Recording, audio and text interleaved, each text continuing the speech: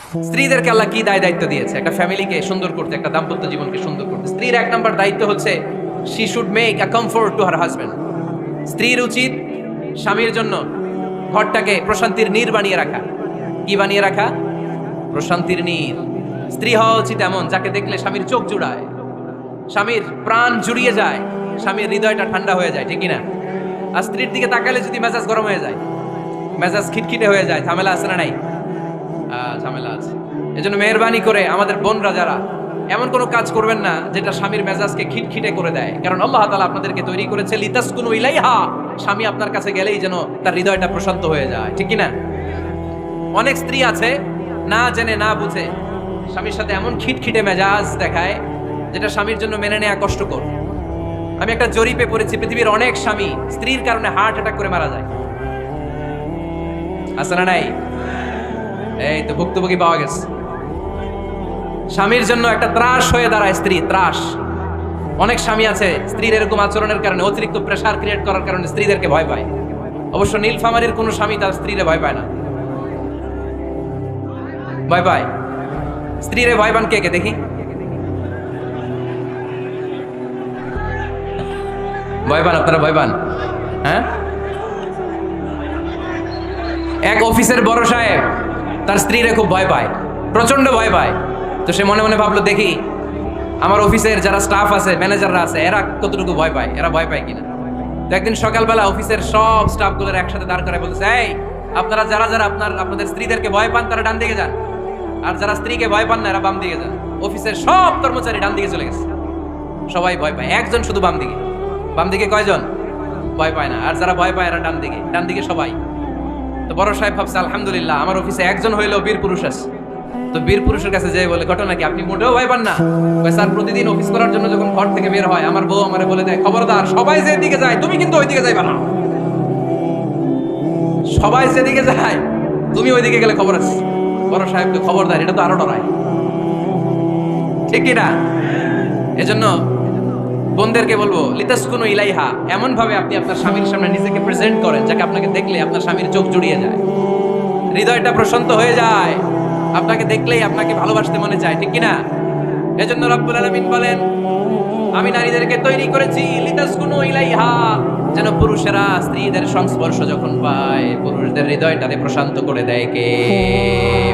কুরাইশদের মাঝে যখন দাওয়াত দিতেন, সব বিশৃঙ্খলা ঝামেলা গোলমাল শেষ করে রাতের বেলায় যখন খাদিজার ঘরে বিশ্বনবী ঢুকতেন, বিশ্বনবীর হৃদয়টাকে প্রশান্ত করে দিত কে? আম্মাজান খাদিজা বিশ্বনবী সাল্লাল্লাহু আলাইহি ওয়াসাল্লামের জন্য এমন ঘর উপহার দিয়েছেন যে এই ঘরে বিশ্বনবী আসলে বিশ্বনবীর হৃদয়টা ঠান্ডা হয়ে যেত। সুবহানাল্লাহ পড়েন। অনেক স্ত্রী আছে স্বামী ঘরে ঢুকলেই ঘরে আটা নাই, রুটি নাই, চাল নাই, ডাল নাই, এটা লাগবে ওইটা লাগবে, ওখানে যেতে হবে, একটার পর একটা ফিরিস্তি বলে বেড়ায়, আছে না নাই? না, এটা করবেন না। আপনার কি লাগবে এই সব দায়িত্ব আল্লাহ তাআলা স্বামীকে দিয়েছে, স্বামীকে জানাবেন, তবে ধীরে সুস্থে, ধীরে সুস্থে স্বামীর জন্য ঘরটাকে এমন করে রাখতে হবে যেন ঘরে ঢুকলেই স্বামীর হৃদয়টারে প্রশান্ত করে দেয়। কে? এজন্য স্ত্রীর প্রথম দায়িত্ব ঘরটারে প্রশান্তির নীড় বানানো। একটা সুখী দাম্পত্য জীবনের জন্য স্ত্রীর 2 নম্বর দায়িত্ব হচ্ছে স্বামীকে ইন্সপায়ার করা, স্বামীকে সাহস যোগানো, পিছন থেকে ড্রাইভিং পুশের মতো কাজ করা। কারণ স্বামীকে যখন স্ত্রী সাহস যোগায় স্বামীর সাহস বেড়ে যায়, ঠিক কিনা? কোরআনের আয়াত যখন নাজিল হলো, আল্লাহ রাসূল সাল্লাল্লাহু আলাইহি ওয়াসাল্লাম ভয় পেয়ে গেলেন, বিষ্ণু ঈসা ইসলামের হৃদয় কাঁপতে আরম্ভ করলো। কোরআনের 5 আয়াত নিয়ে হেরা গুহা থেকে বিশ্বনবী আম্মাজান খাদিজাতুল কুবরা রাদিয়াল্লাহু তাআলা আনহার কাছে চলে আসলেন। এসে ডেকে বললেন, খাদিজা জাম্মিলুনি জাম্মিলুনি, কম্বল দিয়ে তুমি আমারে চাপা দাও, আমার ভয় লাগছে, মনে হয় আমি বাঁচবো না। আম্মাজান খাদিজা বললেন, কি হয়েছে আপনার? বিশ্বনবী বললেন, বিশাল বড় একটা লোক কোরআনের 5 আয়াত নিয়ে এসেছে। ওই লোকের পা হেরা গুহার মধ্যে, মাথাটা আকাশের উপরে, এত বিশাল সত্তা, বিশাল কোন মানুষ জীবনে আমি দেখি নাই। এসে সে পরিচয় দিয়েছে সে নাকি জিব্রাইল ফেরেশতা। বিশ্বনবী বললেন, মনে হয় আমি বাঁচবো না, আমার জ্বর চলে এসেছে, আমার হৃদয়ের মধ্যে কাঁপুনি শুরু হয়েছে, তুমি আমারে কম্বল দিয়ে চাপা দাও। আম্মাজান খাদিজা বললেন, ও নবী ভয় পাবেন না, আমার আল্লাহ কোনোদিন আপনারে অপমান করবেন না। সুবহানাল্লাহ পড়েন। ওয়াল্লাহি ওয়াল্লাহি লা ইউখজিক আল্লাহু আবাদা। নবী গো, আল্লাহ আপনারা অপমান করবেন না, কারণ আপনার মধ্যে এমন এমন ভালো ভালো গুণ আছে, এই গুণাবলীগুলি যে মানুষের মধ্যে থাকে তাকে আমার রব কোনোদিন অপমান করতে পারে না। চিল্লায় বলেন ঠিক কি না? নবী হে, ইন্নাকা লা তাসিলুর রাহিমা, আপনি আত্মীয়তার সম্পর্ক বজায় রাখেন, ও নবী তাসদুকুল হাদিসা, সব সময় আপনি সত্য কথা বলেন। ওয়া তাহমিলুল কাল্লা, আপনি মানুষের বোঝা টেনে দেন। ওয়া তাকসিবুল মা'দুমা, যার উপার্জন করার কেউ নাই, নিজে গায়ে খেটে আপনি তার উপার্জন করে দেন। ওয়া তুঈনু আলা নাওয়াইবিল হক, সত্য যেখানে বিপন্ন সেখানে আপনি সাহসী সৈনিকের মতো দাঁড়িয়ে যান। সুবহানাল্লাহ। নবী হ্যাঁ, আপনি ভয় পাবেন না, কারণ আপনি এমন অসাধারণ ব্যক্তিত্ব, এমন জনকল্যাণমূলক কাজের আঞ্জাম আপনি দেন, এরকম লোককে আল্লাহ কখনো অপমান করতে পারে? আপনি চালিয়ে যান, আপনাকে থামানোর মতো অপশক্তি গোটা বিশ্বে দ্বিতীয়টা নাই। চিল্লায় বলেন ঠিক কিনা? বিশ্বনবীকে সাহস জুগিয়েছেন, এরকম সাহস জোগানোর মতো স্ত্রী আমাদের দরকার আছে না? নেই? বিশ্বনবী সারাদিন বাইরে যখন কাফির মুশরিকদের অত্যাচার অনাচার সহ্য করে ঘরে আসতেন, আম্মা জান আয়েশা এমন সাহসিকতার বাণী শোনাতেন, এমন মোটিভেশন শোনাতেন, এমন ইন্সপায়ারেশন দিতেন। বিশ্বনবী সারাদিনের সব দুঃখ কষ্ট ভুলে গিয়ে এর পরের দিনের দাওয়াতি কাজের জন্য নতুন করে এনার্জি ফিরে পেতেন। চিল্লায় পড়েন আল্লাহু আকবার। এজন্য স্ত্রীর 2 নম্বর কাজ হচ্ছে স্বামীকে সাহস যোগানো। 2 নম্বর কাজ কি? স্বামীকে সাহস যোগানো, স্বামীকে সাপোর্ট দেয়া। স্ত্রীর 3 নম্বর কাজ হচ্ছে স্বামীর ডাকে সাড়া দেয়া। কি দেয়া? স্বামী যদি স্ত্রীর সঙ্গ পেতে চায়, স্ত্রীর ওই ডাকে সাড়া দিতে হবে। রাতের বেলা স্বামী যদি স্ত্রীর সঙ্গ চায় আর স্ত্রী যদি সঙ্গ না দিয়ে চলে যায়, ফজর পর্যন্ত ওই স্ত্রীর উপর আল্লাহর ফেরেশতারা লানত দিতে থাকে। চিল্লায় পড়েন নাউযুবিল্লাহ। তবে হ্যাঁ, ভ্যালিড যদি কোনো কজ থাকে, ভ্যালিড কজ, অসুস্থতা, অন্যান্য কমপ্লেক্সিটি যদি থাকে সেটা ভিন্ন ব্যাপার। কিন্তু ইগোর কারণে, ইগো, মেজাজ দেখিয়ে, রাগ দেখিয়ে কোনো বোন যদি স্বামীর আহ্বানে সাড়া না দিয়ে মুখ ফিরিয়ে চলে যায়, ফজর পর্যন্ত আল্লাহর ফেরেশতারা ওই মহিলার উপর লানত দিতে থাকে। আওয়াজ করে পড়তে হবে নাউযুবিল্লাহ। আবার বিশ্বনবী বলেছেন, খবরদার, রমজান ছাড়া কোনো নফল রোজা কোনো স্ত্রী যদি রাখতে চায়, নফল রোজা রাখার আগে স্বামীর কাছ থেকে যেন সে অনুমতি নিয়ে নেয়। নফল রোজা, আওয়াজ করে বলেন কি রোজা? ফরজ রোজা না। দিনের বেলা যেহেতু রোজা রাখতে হয়, কোনো নারী, কোনো যুবতী নারী, বয়স্ক নারীদের কথা ভিন্ন, কোনো যুবতী নারী যদি নফল রোজা রাখতে চায়, সে তার স্বামীর পারমিশন নেবে। কারণ হয়তো স্বামী দিনের বেলা স্ত্রীর সঙ্গ যেতে পারে, ঠিক কিনা? এই জন্য স্বামীর কাছ থেকে পারমিশনের দরকার আছে না? নেই? এরপরে 4 নম্বর দায়িত্ব নিজের লজ্জাস্থানের হেফাজত করা। ফাসসালিহাতু কানিতাতুন হাফিযাতুন লিল গায়বি বিমা হাফিজাল্লাহ। আল্লাহ নেককার স্ত্রীদের বর্ণনা যখন কালামুল্লাহ মাজিদে দিয়েছেন, আল্লাহ বলেছেন নেককার নারীদের প্রথম গুণ, তারা সব সময় তাদের স্বামীদের আনুগত্য করে। 2 নাম্বার, তারা তাদের নিজের লজ্জাস্থানের হেফাজত করে। 4টা কাজ কোন নারী যদি দুনিয়াতে করে, 4টা, আওয়াজ করে বলতে হবে কয়টা? মাত্র 4টা কাজ কোন নারী যদি পৃথিবীতে করে, ওই নারীর জন্য জান্নাতের 8টা দরজা খুলে দিবে কে? আওয়াজ করে বলতে হবে, খুলে দিবে কে?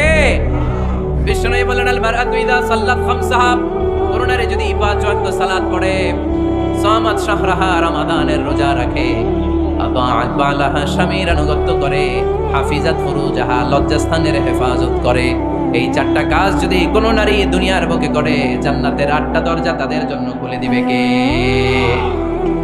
এজন্য দাম্পত্য জীবনকে সুখময় করতে হলে একজন স্ত্রীর 4 নম্বর দায়িত্ব হচ্ছে নিজের সতীত্বের হেফাজত করা। 5 নম্বর দায়িত্ব হচ্ছে স্বামীর সম্পদের হেফাজত করা। সাইয়েদনা আবু সুফিয়ান রাদিয়াল্লাহু তাআলা আনহু ছিলেন খুব কৃপণ মানুষ, বিষ্ণু ঈসা ইসলামের শ্বশুর। সেই বুখারীতে এসেছে, ওনার স্ত্রী এসে আল্লাহ রাসূল সাল্লাল্লাহু আলাইহি ওয়াসাল্লামের কাছে বলেন, ইয়া রাসূলুল্লাহ, ইন্না আবু সুফিয়ান রাজুলুন শাহী। আল্লাহর রাসূল, আবু সুফিয়ান খুব কৃপণ মানুষ, আমার আর আমার সন্তানদের খরচের জন্য যে টাকা পয়সা লাগে আমার স্বামী দেয় না। এখন আমার স্বামীর অনুমতি ছাড়া সিন্দুক থেকে টাকা নেয় আমার জন্য জায়েজ কিনা? আল্লাহর হাবিব বললেন, হ্যাঁ, স্বামী যদি কৃপণ হয় তাহলে ফ্যামিলির খরচের জন্য যতটুকু দরকার অতটুকু নিতে পারবা, ওইটারে ক্ষমা করে দিবে কে? আমাদের অনেকের মধ্যে অনেক কৃপণ লোক আছে না? নাই? এখানে নাই মাশাআল্লাহ।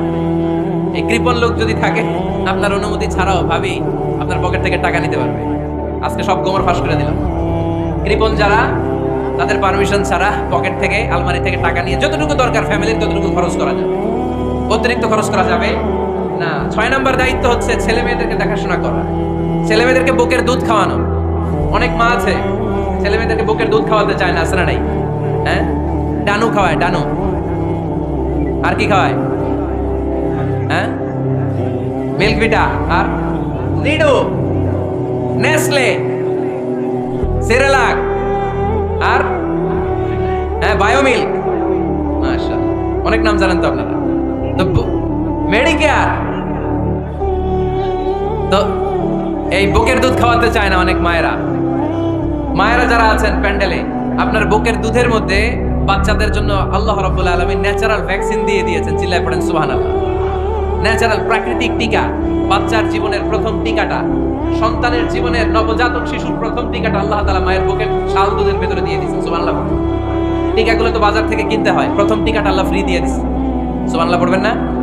এজন্য রাব্বুল আলামিন বলেন, ওয়াল ওয়ালিদাতু ইউরদি'না আওলাদাহুন্না হাওলাইনি কামিলাইনি লিমান আরাদা আন ইউতিম্মার রাদাআ। দুনিয়ার প্রতিটা মায়ের উচিত টানা 2 বছর তাদের সন্তান সন্ততিদেরকে দুধ খাওয়ানো। কয় বছর? আওয়াজ করে বলতে হবে, কয় বছর? মায়ের বুকের দুধ যে ছেলেগুলো খায় না, এদের ব্রেনের গ্রোথ হয় না। এগুলো হয় বলতা নাম্বার 1। কি হয়? বলদা নাম্বার 1। ফার্মের মুরগির মতো এগুলা। ফার্মের মুরগি দেখছেন? হ্যাঁ, ফার্মের মুরগি দেখবেন যে দোকানে যখন কিনতে যাবেন, এটা নিয়ে যেখানে ওজন করে ওইখানে বসা রাখলে ওইখানেই বসে থাকে, আধা ঘন্টায় উঠবে না, এটা বসেই থাকে। আর গ্রামের মুরগি দেখছেন, দেশি মুরগি, ধরতে পারবেন এটারে, খবর আছে, ঘাম ছুটায় সারবে। তো মায়ের বুকের দুধ যেগুলা খায় এগুলো দেশি মুরগির মতো। আর এই নিডু খায় যেগুলো, এগুলো 1 নম্বর বলদা হয়, আর ফার্মের মুরগির মতো হয়। ঠিক কিনা? উদাহরণটা দিলাম এই জন্য, আপনার সন্তানের ভবিষ্যতের কথা বোঝানোর জন্য উদাহরণটা দিয়েছি। বুকের দুধ খাওয়াবেন, এর মধ্যে আল্লাহ তাআলা এমন নিউট্রিশন, পুষ্টিগুণ দিয়ে মায়ের বুকের দুধকে আল্লাহ তাআলা সমৃদ্ধ করেছে। বাচ্চার ব্রেইনের গ্রোথ হয়, বাচ্চার হাড্ডিগুলো খুব শক্ত হয়, সে ইনফিরিয়রিটি কমপ্লেক্সে ভোগে না, হীনমন্যতায় ভোগে না। জীবনের যেখানেই যাবে সেখানেই সে হবে সফল। চিল্লায় বলেন ঠিক কিনা? অনেক মা আছে বুকের দুধ খাওয়াতে চায় না, ডানু খাওয়ায়, নিডু খাওয়ায়, আবার নিজেদের কাজের জন্য ব্যস্ত, ছেলে মেয়েদেরকে সময় দেয় না। আছে না নাই? নারীরা চাকরি করতে পারবে, হেজাব করে নিজেকে পর্দার মধ্যে রেখে শিক্ষকতা করতে পারবে, ডাক্তারি করতে পারবে, সব পেশায় তারা যেতে পারবে, নিজেদেরকে পর্দার মধ্যে রেখে হেজাব করে সব জায়গায় যেতে পারবে। কিন্তু সন্তানদেরকে দেখাশোনার দরকার আছে না নাই? অনেক মায়েরা নিজেরা থাকে চাকরিতে আর ছেলে মেয়েদেরকে দিয়ে রাখে কাজের মেয়ের কাছে। আছে না নাই? মনে রাখবেন, আপনি যদি অফিসে চাকরিতে ব্যস্ত থাকেন আর ছেলে মেয়ে যদি কাজের মেয়ের কাছে মানুষ হয়, তাহলে ছেলে মেয়ে আপনার আচরণ পাবে না, সে কাজের মেয়ের বুয়ার আচরণ পেয়ে পেয়ে বড় হবে। চিল্লায় বলেন ঠিক কিনা? এক একটা নারীকে আল্লাহ তাআলা এক একটা ফ্যামিলির ম্যানেজিং ডাইরেক্টর বানিয়ে দিয়েছে। A woman is an MD of a family. একজন নারী একটা ফ্যামিলির ম্যানেজিং ডাইরেক্টর। এখানে অনেক কাজ আছে মিয়া। এখানে তার ফুড ম্যানেজমেন্ট এনশিওর করতে হয়, এখানে অনেক ডিপ্লোমেসি জানা লাগে। একজন নারীকে ফ্যামিলিতে টিকে থাকতে হলে কূটনীতি লাগে, শাশুড়ির সাথে বউয়ের ঝগড়া আছে না নাই, ম্যানেজ করতে হয়। একান্নবর্তী ফ্যামিলি হলে স্বামীর ভাই বোন এদের মন মানিয়ে চলতে হয়, পুরো ঘরটাকে হ্যান্ডেল করতে হয়। এখানে আছে ফুড ম্যানেজমেন্ট, এখানে আছে ক্লিনিং ম্যানেজমেন্ট, এখানে আছে ডিপ্লোমাসি। ঘরের মধ্যে তো বিশাল একটা অফিস। এই কাজ ফেলে দিয়ে মহিলারা বাইরে ঘুরে বেড়ায় না। ফ্যামিলি সামলান। আপনি যদি ঘরমুখ হন, তাহলে আপনার ফ্যামিলির মধ্যে বরকত দিয়ে এটাকে সমৃদ্ধ করে দিবে কে? তাহলে সুখী দাম্পত্য জীবনের 6 নম্বর ফর্মুলা হচ্ছে ছেলে মেয়েদেরকে সময় দেওয়া।